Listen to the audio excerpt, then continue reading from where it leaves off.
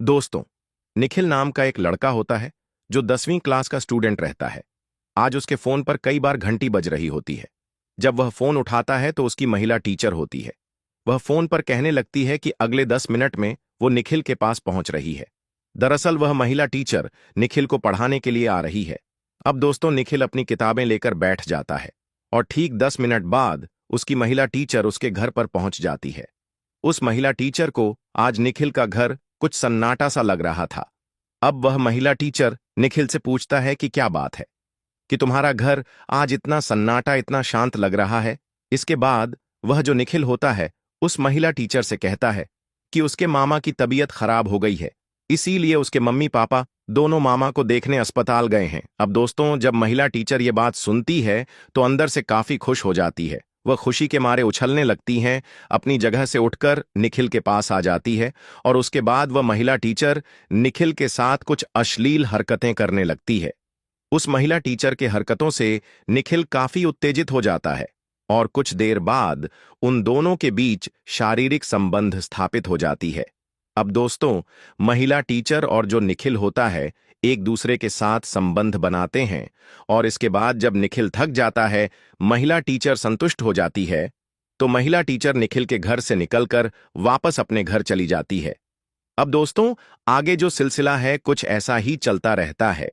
लेकिन एक दिन इन दोनों के बीच कुछ ऐसा घटना घटित हो जाता है जिसकी किसी ने कल्पना भी नहीं की थी। जी हां दोस्तों, आज की इस घटना को सुनने के बाद शायद आप लोगों को भी बड़ी हैरानी होगी, इसीलिए इस वीडियो में आप अंत तक बने रहिएगा। बाकी वीडियो को लाइक करके चैनल को सब्सक्राइब कर लीजिए और जितने भी दोस्त वीडियो को देख रहे हैं वो कमेंट में अपना नाम और अपनी सिटी का नाम जरूर लिखें ताकि अगली वीडियो में आपका नाम हम ले सकें। दरअसल दोस्तों, ये सच्ची घटना बिहार के मधुबनी जिले की है। वहां पर एक छोटा सा परिवार रहा करता था। उस परिवार के मुखिया का नाम पवन साहू होता है। पवन साहू की पत्नी जिसका नाम प्रियंका होता है। इन दोनों की इकलौती बेटी जिसका नाम अनिका होता है। इसकी उम्र लगभग 18 साल के करीब थी। अनिका देखने में काफी खूबसूरत और हसीन होती है।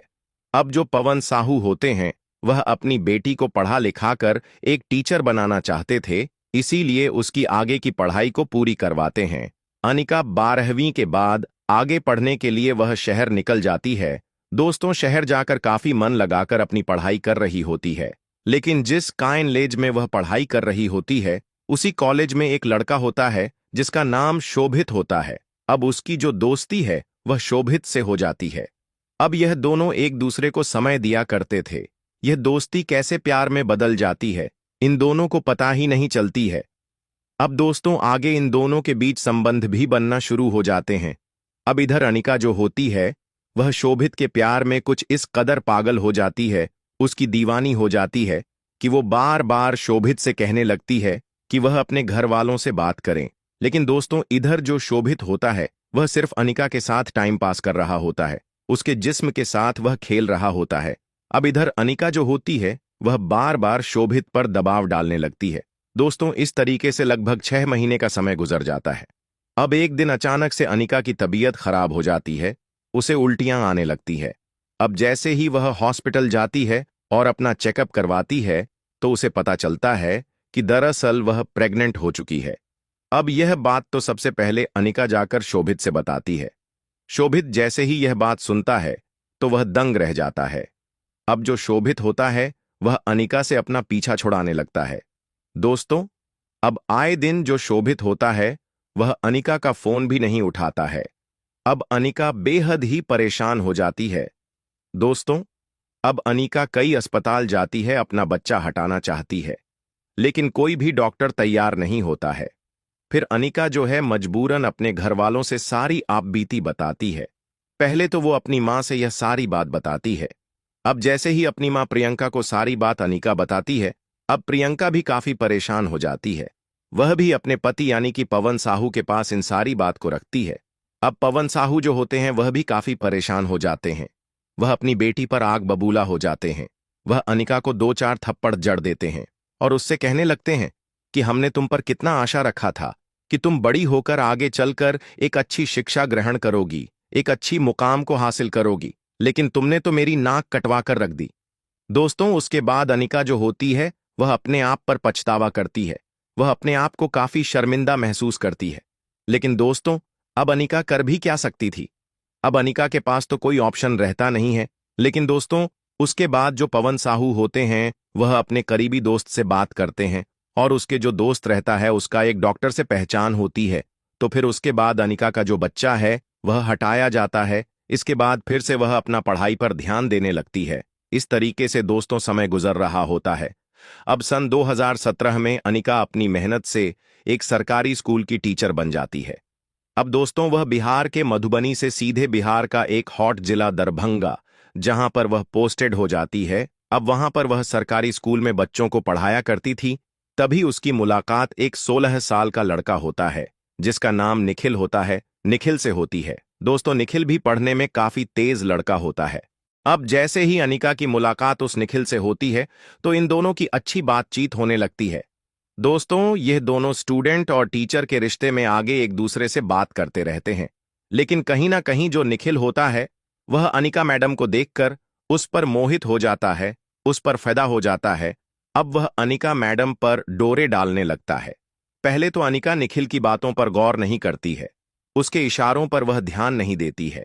लेकिन इन दोनों की बात आगे इस कदर कुछ बढ़ती है कि 2-3 महीने के बाद जो अनिका होती है वह भी निखिल से बिना बात किए रह नहीं पाती है। अब निखिल के साथ वो अपना वक्त भी बिताया करती थी। इन दोनों की दोस्ती इतनी गहरी हो जाती है कि कहीं ना कहीं दोनों के बीच में नजदीकियां काफी बढ़ जाती हैं। फिर इधर निखिल जो होता है वह मन ही मन सोचता है कि कैसे मैं अनिका मैडम के नजदीक जाऊं, कैसे मैं उनके करीब आ पाऊं। अब दोस्तों, निखिल इधर एक तरकीब सोचता है। वह अपने पिता के पास जाता है और अपने पिता से कहता है कि एग्जाम की तैयारी करने के लिए उसे होम ट्यूशन की जरूरत है।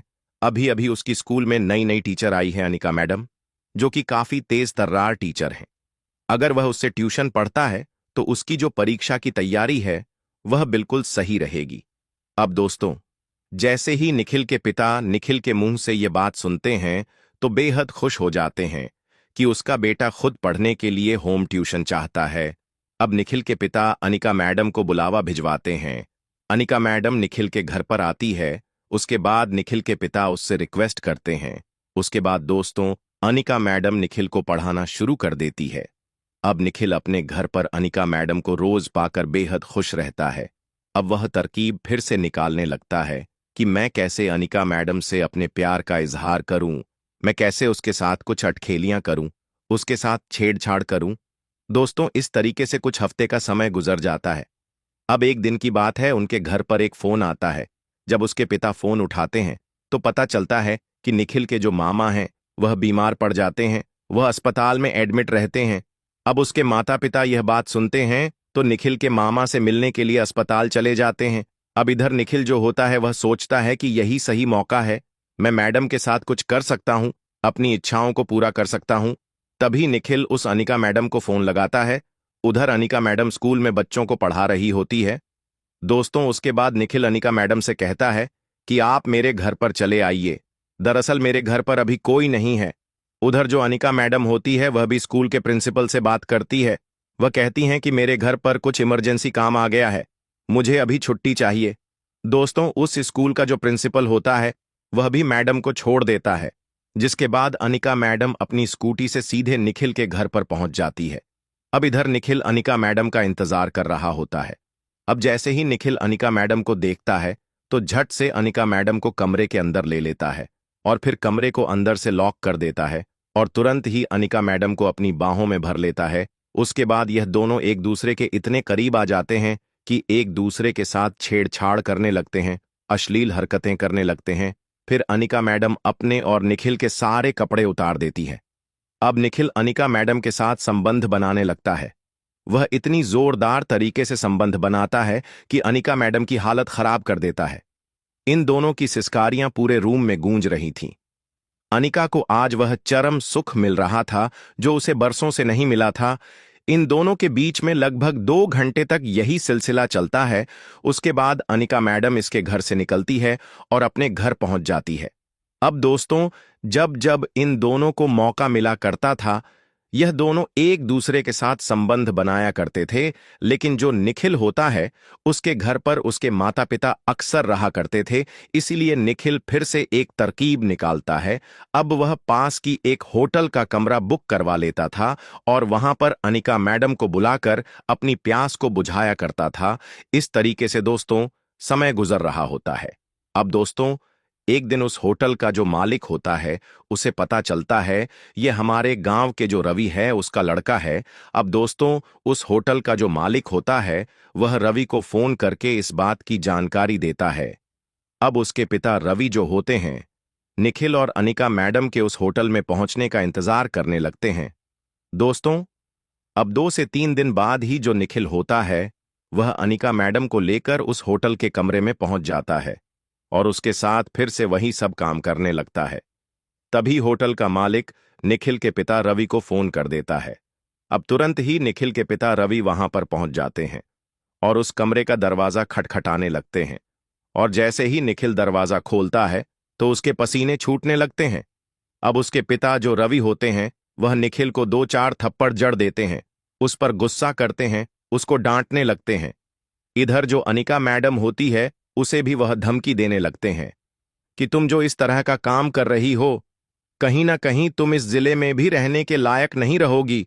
दोस्तों उसके बाद इन दोनों का जो रिश्ता होता है वहीं से टूट जाता है, बिखर जाता है। यह दोनों एक दूसरे से बातचीत करना बंद कर देते हैं। अब इधर अनिका मैडम अपनी जिंदगी में इन सब चीजों से तौबा कर लेती है और वह जिस स्कूल में पढ़ा रही होती है उसी स्कूल में एक शिक्षक भी पढ़ाया करते थे, उनके साथ वह शादी कर लेती है और उसके बाद उस शिक्षक के साथ जिंदगी में खुश रहने लगती है। दोस्तों इस कहानी को सुनाने का मकसद आप लोगों को परेशान करना नहीं है, बल्कि आपको सचेत और जागरूक करना है।